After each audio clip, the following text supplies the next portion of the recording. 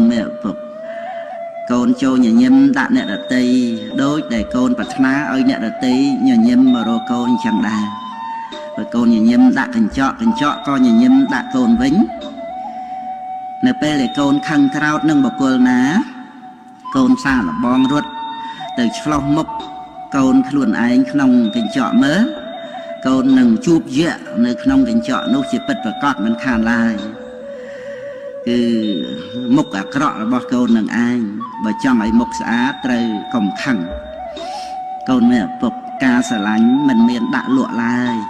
បើកូនចង់បានកូនត្រូវធ្វើយកដោយខ្លួនឯងតែកូនឲ្យសេចក្តីស្រឡាញ់ទៅដល់អ្នកដទៃនឹងឲ្យសេចក្តីស្រឡាញ់ត្រឡប់មកដល់កូនវិញ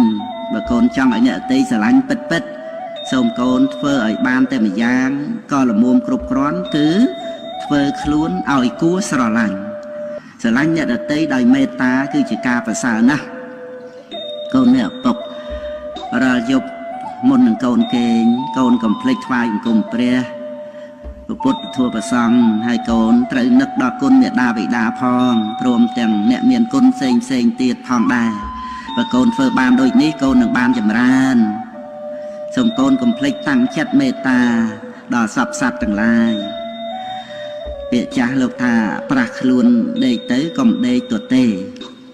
កូនមានឪពុកបើកូនចង់ស្អាតត្រូវរក្សាសិលបើកូនចង់មានត្រូវឲ្យទានបើកូនចង់ឆ្លាតត្រូវចេះសួរបើកូនរៀនដើម្បីនឹងឲ្យបានដឹងអ្វីណាមួយនោះកូនត្រូវរៀនដឹងឲ្យច្បាស់លាស់ពិតប្រាកដកូនមានឪពុករៀនដឹងដើម្បីជួយខ្លួនឯងគឺដើម្បីមានខ្លួនឯងជាទីពឹងខ្លួនឯងបានប្រសើរជាងពឹងអ្នកដទៃកូនមានឪពុកសុភាសិតបានពោលទុកថាអ្នកស្រែបានស្រូវរមែងឲ្យបាយពួកព្រានទាំងឡាយរមែងឲ្យសាច់ពេទ្យជាបាលរោគជាកិច្ចចាំបាច់ឲ្យទានសម្រេចទៅលើចិត្តបុណ្យចំណែកបណ្ឌិតមានពិតក្នុងលោកបានជួបមានជោគព្រោះលោកពោលសុន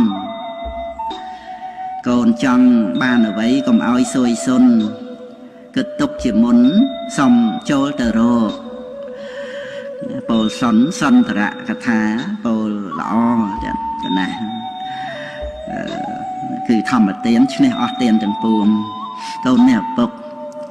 កូនចូលសម្ដែងការរីករាយដល់អ្នកដែលឈ្នះកូនគ្រប់ករណី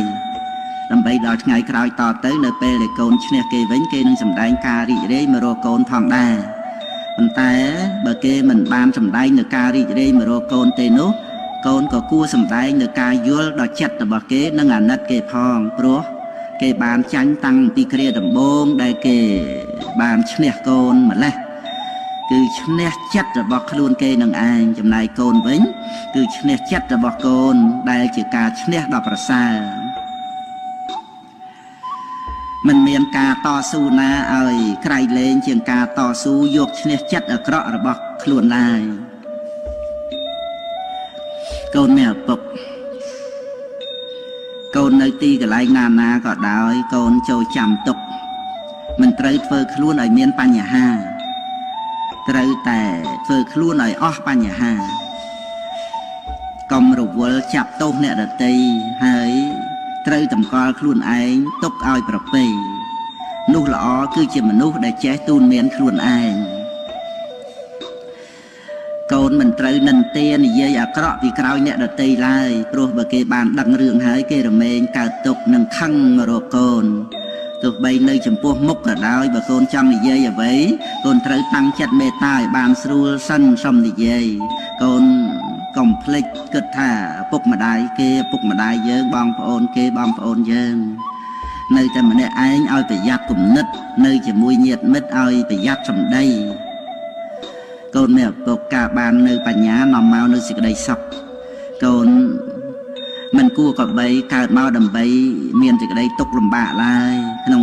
វ័យកូននៅក្មេងកូនត្រូវរកសេចក្តីសុខជាមួយនឹងការរៀនសូត្រព្រមដោយការរៀនដឹងរឿងរ៉ាវក្នុងជីវិតក្នុងវ័យកំឡោះក្រមុំកូនត្រូវរកសេចក្តីសុខជាមួយនឹងការកសាងជីវិតរៀបចំជីវិតទៅតាមការចេះដឹងក្នុងពេលដែលគ្រប់គ្រងផ្ទះកូនត្រូវរកសេចក្តីសុខជាមួយនឹងជីវិតគ្រួសារក្នុងវ័យចាស់ជរាកូនត្រូវរកសេចក្តីសុខជាមួយនឹងសេចក្តីស្ងប់រងាប់ផ្លូវចិត្ត កូនមានឪពុកវិជាទុកជាភ្នែកការប្រព្រឹត្តទុកជាជើងកូនក៏បីនឹកជានិច្ចនៅពេលដែលកូនមានការធុញទ្រាន់ក្នុងការរៀនសូត្រសូមកូនគិតថាការរៀនសូត្រជាទ្វារចូលទៅរកសេចក្តីសម្រេចការរៀនសូត្រជាទ្វារចូលទៅរកសេចក្តីសុខការរៀនសូត្រជាទ្វារចូលទៅរកជ័យជំនះ